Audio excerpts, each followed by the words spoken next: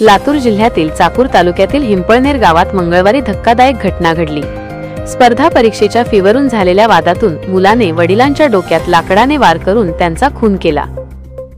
मृत व्यक्तीचे नाव देविदास काशीराम पांचाळ, वय 70 असे आहे।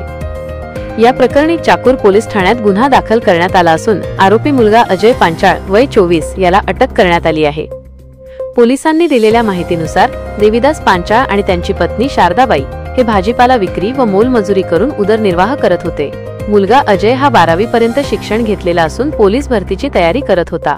त्याने वडिलांकडे स्पर्धा परीक्षेच्या फी साठी पैसे मागितले होते, मात्र घरची आर्थिक परिस्थिती हालाखीची असल्याने आई शारदाबाई यांनी प्रथम गॅस सिलेंडर खरेदी केला।